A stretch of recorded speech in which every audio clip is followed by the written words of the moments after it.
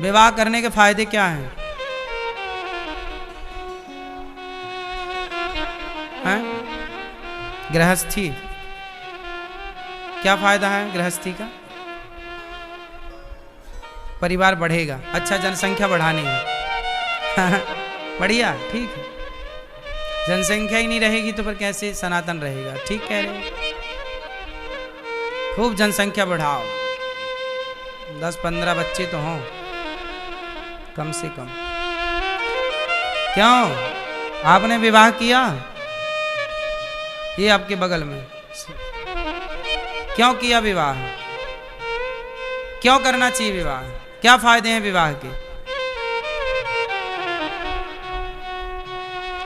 विवाह क्यों करना चाहिए? क्या फायदे हैं? सुनो, विवाह करने के फायदे हम बता रहे हैं, सुनो। विवाह करने का फायदा ये है कि आप दोनों लोग पति पत्नी बैठकर आधी रात को भी और दिन को भी, कभी भी जब नींद खुल जाए, जब मन हो जाए, तब एक जन वक्ता बन जाओ और एक जन श्रोता बन जाओ, और दोनों बढ़िया बैठ के एक जन कथा सुनाए भगवान की, एक जन कथा सुने। विवाह नहीं होगा तो अकेले रहेगा, तो अकेला किसको सुनाए और किसको सुने? दो रहेंगे तो एक कथा सुनाए, एक कथा सुने, दोनों भगवान की चर्चा करो, दोनों बैठे बैठे। ये फायदा है कि दोनों भगवान का चिंतन ज्यादा कर सकते हैं। भगवान की सेवा दोनों मिलके करो। एक जन भगवान जी के कपड़े, एक जन भगवान जी के बर्तन धुल लो, तो एक जन पूजा की तैयारी कर लो। बड़े प्रेम से भगवान की सेवा में दोनों सम्मिलित हो जाओ, दोनों जन आरती उतारो, दोनों भगवान के लिए प्रसाद तैयार करो। अब होता क्या है कि आजकल पति पत्नी का मतलब अलग ही है कुछ। अब विवाह का मतलब, पहले देखो शंकर जी जब विवाह किए माता पार्वती से, तो शंकर जी जब पार्वती मैया से विवाह करके कैलाश आए, तो शंकर जी और पार्वती दोनों कथा सुना रहे हैं। पार्वती जी हाथ जोड़ के बोलो, हे भोलेनाथ कुछ सवाल करना है, करो। क्या? ये बताओ कि ये राम कौन है? राम के बारे में मैं जानना चाहती हूँ। तो माता पार्वती सवाल कर रही हैं और उस सवाल के उत्तर में पूरी राम कथा शंकर जी सुना रहे हैं। देखो, ये पति पत्नी, आप लोग पूजा करते हो शंकर जी की, लेकिन शंकर जी की पूजा बस करते हो, सीखते नहीं हो। शंकर जी गृहस्थ हैं। कैसे गृहस्थ हैं? पार्वती और शंकर जी दोनों कथा सुनते और सुनाते हैं, दोनों भगवान के चिंतन में डूबे रहते हैं। जबकि शंकर जी के परिवार में जितनी टेंशन है ना, आपके परिवार में इतनी टेंशन नहीं हो सकती। आप लोग कहते हैं महाराज जी बड़ी टेंशन है, हम बड़े परेशान हैं। शंकर जी से ज्यादा कोई परेशान नहीं हो सकता। देखो ना, शंकर जी के वाहन का नाम है नंदी है, और शंकर जी की पत्नी माता पार्वती के वाहन का नाम है शेर। अब शेर और बैल ये दोस्त हैं कि दुश्मन हैं? बोलो, दुश्मन हैं? नंदी, बैल और शेर जंगल में साथ कहाँ रहते हैं, लेकिन शंकर जी के घर में दोनों एक साथ रहते हैं और दुश्मन हैं। अब सोचो कि दो दुश्मन एक साथ रहें। और सुनो, शंकर जी के गले में है सांप, और शंकर जी के बेटे गणेश जी का वाहन है चूहा। अब ये दोनों दोस्त हैं कि दुश्मन हैं? बोलो। लेकिन ये दोनों दुश्मन शंकर जी के घर में एक साथ रहते हैं। और सुनो, बड़े बेटे का वाहन है मोर, कार्तिकेय जी का, और शंकर जी के गले में पड़ा है सांप। सांप और मोर की दोस्ती है कि दुश्मनी है? मोर सांप को खा जाता है। मोर क्या खाता है? खा जाता है। दोस्ती है कि दुश्मनी है? दुश्मनी है। सारे एक दूसरे के कट्टर दुश्मन हैं, लेकिन वो दोनों दुश्मन शंकर जी के घर में एक साथ प्रेम से रह रहे हैं। किसके प्रभाव से? शंकर जी के गले में है जहर, बोलो हाँ। शरीर में है भभूति, भस्म। पहाड़ पर बैठे हैं, ना घर है ना कोई छाया है। शंकर जी समाज को मैसेज देना चाहते हैं कि देखो, मेरे घर में जितने लोग हैं सब एक दूसरे के दुश्मन हैं, लेकिन वो सारे दुश्मन शंकर जी के भजन के प्रभाव से, कथा के प्रभाव से।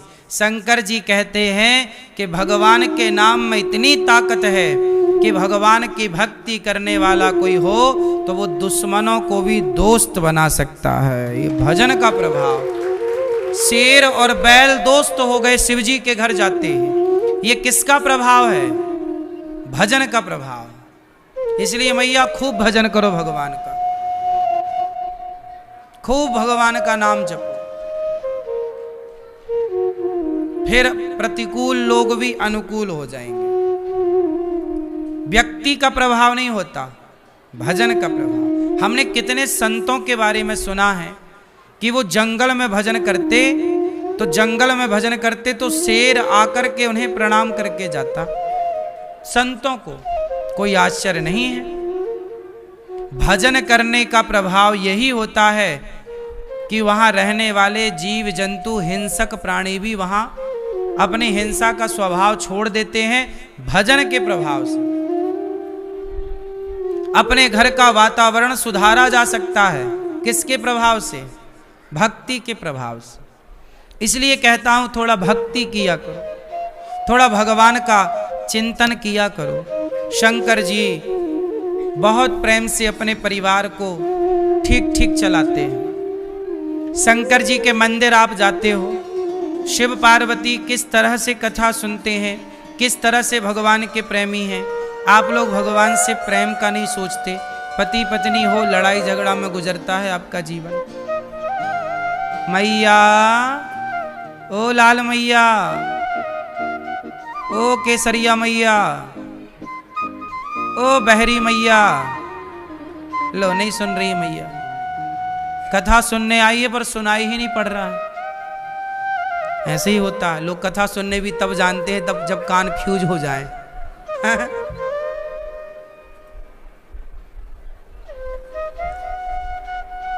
एक मैया आई, बोले गुरुजी गुरु मंत्र दे दो। हमने कहा लो।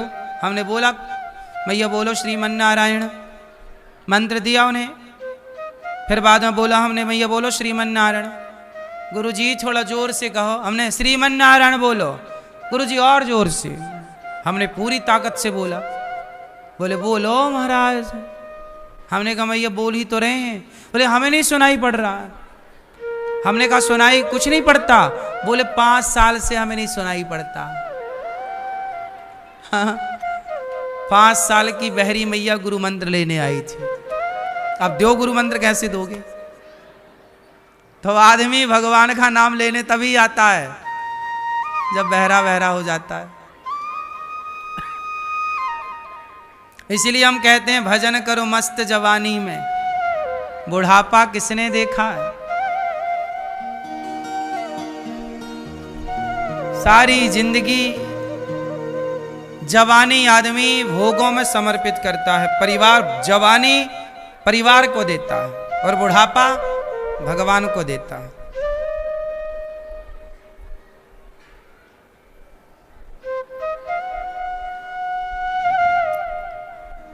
ये लाल मैया बुराई मान गई क्या? नहीं।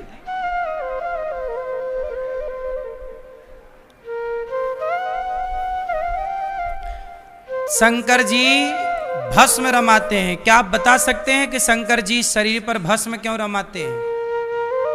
आप बताओ। क्यों भैया शंकर जी भस्म क्यों लगाते हैं? भभूति क्यों क्यों लगाते हैं आप बताओ।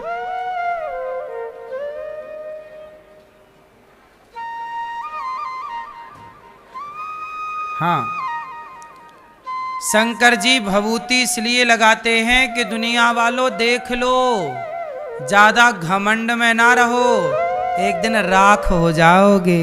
ये राख लग रही है शंकर जी पर, वो राख किसी मुर्दे की ही होती है। तो शंकर जी कहते हैं ज्यादा घमंड ना कर, तो भी एक दिन ऐसी राख बन जाएगा। तो तुम्हारा अभिमान मिटे, इसलिए शंकर जी भभूति रमाते हैं।